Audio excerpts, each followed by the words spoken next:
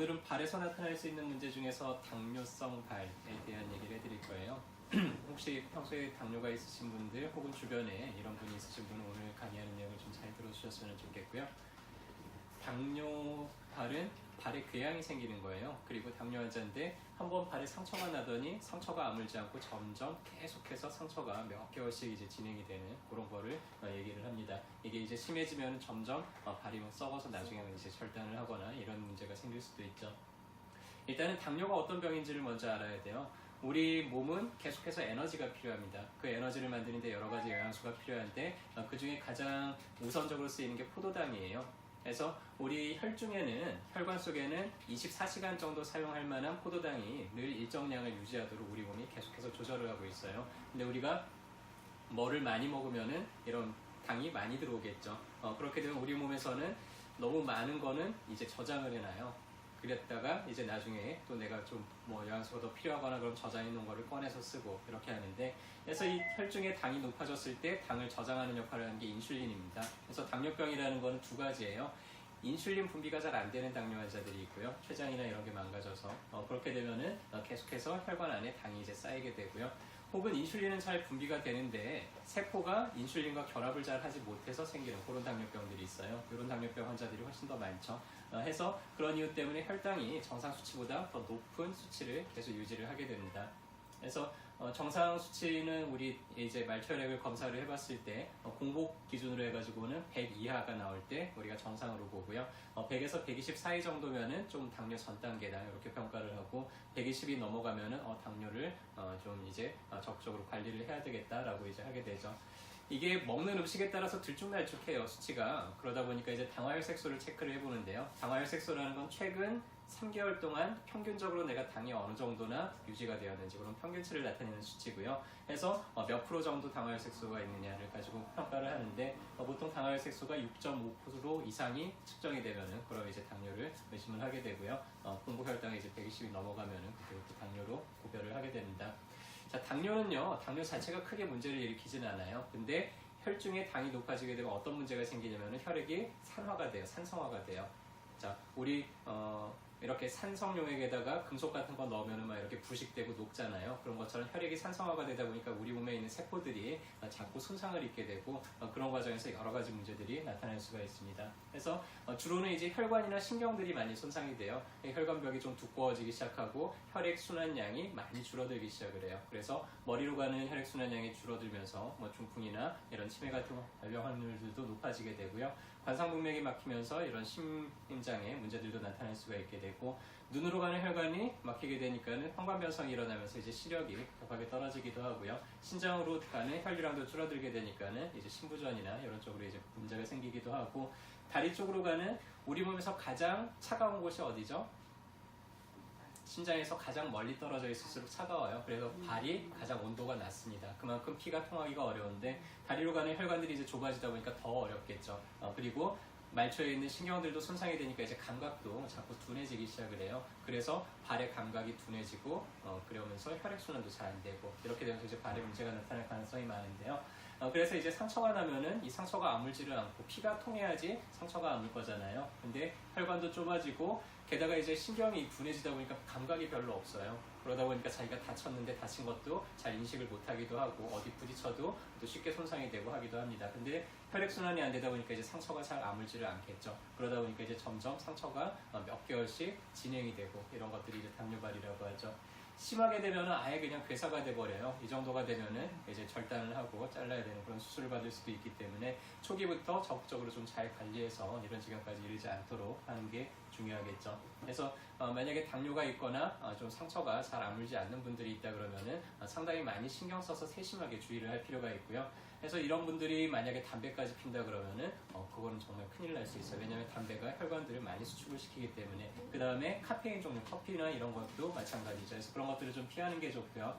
맨발로 어디를 다니거나 이러지 않는 게 좋습니다. 맨발로 다니다가 감각이 없기 때문에 쉽게 상처가 나거든요.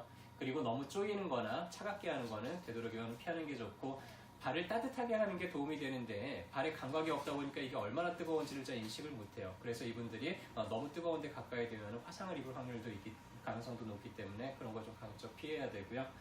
어디에 이렇게 쪼그려 앉거나 책상 다리 하고 앉거나 그런 발에 훨씬 더 피가 안 통하게 되겠죠. 그래서 앉더라도 항상 의자에 앉고 이런 식으로 다리에 피가 안 통하는 자세는 피해주는 게 좋고, 신발 절대로 불편한 신발 신으시면 안 됩니다. 신발 때문에 상처가 나게 되면 또 문제가 좀 커질 수가 있기 때문에요. 그래서 요새는 좀 당뇨 환자들을 위한 아주 특수한 신발들, 푹신푹신하면서도 체중 분산이 잘 되는 그런 신발들도 많이 나오고 있어요. 그래서 만약에 이제 당 수치가 잘 관리가 안 되는 분들이다 그러면은 신발도 좀 그런 종류로 신어주시는 게 좋고, 발을 씻을 때 깨끗하게 씻고 나서 발가락 사이사이의 물기를 잘 제거해 주는 게 좋습니다. 왜냐하면 습기가 나오면 거기에 이제 곰팡이균이나 이런 게 쓸게 되면 정말 잘 안 낫게 되거든요.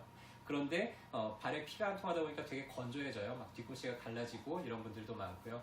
그러다 보니까는 좀 발에다가 로션을 바르기는 하는 게 좋고요. 씻고 나서 대신에 발가락 사이사이에는 그렇게 하지 않는 게 좋습니다. 양말도 너무 꽉 조이는 것보다는 좀 이렇게 폭신한 그런 통풍이 잘 되는 그런 양말을 신어주는 게 좋고요.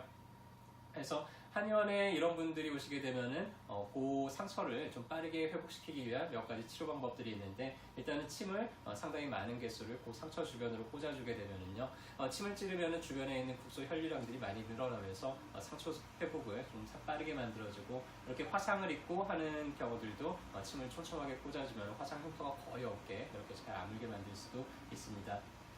상처의 재생을 촉진하기 위한 몇 가지 이제 치료 방법들이 있는데, 그 중에 하나가 뱀독이에요.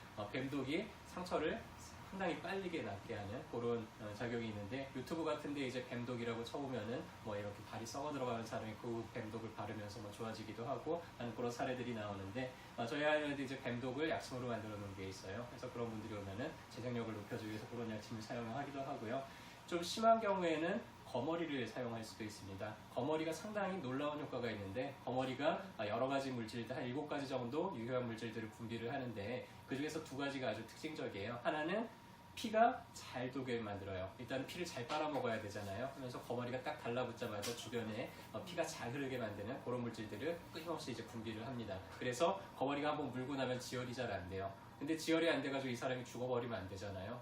다음에 또 빨아먹어야 되니까. 그래서 또 하나 이제 물질을 분비하는데, 그게 뭐냐면은 재생을 촉진을 하는, 그래서 상처가 이렇게 좀 빠르게 아물게 하는 그런 물질들을 하게 됩니다. 그래서 실제로 이렇게 발이 썩어 들어가는 분들한테 거머리를 붙여보면은 거머리가 물었던 그 주변으로 해가지고는 채살이 이렇게 금방 자라는 그런 결과들을 볼 수가 있습니다. 그래서 상처가 정말 안 나는 분들은 이제 그런 요법을 쓰기도 하고요. 일단은 상처가 날 때까지 방치를 하는 것보다는 그 전에 좀 잘 관리가 되도록 하는 게 좋겠죠. 그래서 만약에 양약이나 인슐린만 가지고도 잘 관리가 안 되는 분들이 있어요. 그러면은 이제 한약의 도움을 좀 같이 받는 것도 좋은데요. 한약 중에는 이런 당이나 이런 수치들을 부작용 없이 좀 효과적으로 같이 병행해서 관리할 수 있는 그런 처방들이 많이 있고요. 그리고 일단은 내가 당이 있다, 관리가 잘 안 된다는 분들은 열심히 운동을 좀 하셔야 됩니다. 그래서 근육으로 당을 소모를 해서 당 수치가 높아지지 않도록 좀 관리를 해줘야 되고요. 만약에 체중이 많이 나가는 분이다 그러면은 체중을 줄이기 위한 노력을 하셔야 돼요. 체중이 한 10kg 정도 감소를 하면은 당도 한 20 이상 이렇게 떨어진다는 그런 결과들이 있으니까요. 그래서 체중 관리 잘 하셔서, 내가 당이 있다 그러면, 당뇨는 우리가 깨진 항아리에 비유를 해요. 우리 항아리 이렇게 똥똥똥 때릴 때 안 깨지잖아요. 근데 어느 정도 충격 이상을 이제 땅 받게 되면 항아리가 이제는 깨져버립니다. 불행하게도 한 번 깨진 항아리는요, 다시 원상복구가 잘 안 되는 경향이 있어요. 그래서 어떻게 항아리를 잘 기워가지고 다시 원형을 만들어 놨지만은 예전만큼 이제 튼튼하게 버티지를 못하기 때문에 꾸준히 세심하게 관리가 필요한 그런 질환이고요. 그래서 가장 좋은 거는 항아리가 깨지지 않게 내가 평상시에 좀 관리를 잘 하는 거. 자, 2번째는 일단 항아리가 한번 깨졌다 그러면은 더 이상 문제가 생기지 않도록 좀 세심하게 계속해서 주의를 기울이는 게 좋고요. 그런데도 문제가 생긴다 그러면은 한의원에도 그런 문제들을 좀 해결할 수 있을 만한 많은 도움이 있으니까 양방에만 의존하지 마시고 한의원에도 같이 문의를 하셨으면 좋겠습니다. 저희가 날마다 알려드리는 이런 내용들이요, 여러분들 건강을 지키는데 자그마한 보탬이 됐으면 좋겠습니다. 감사합니다.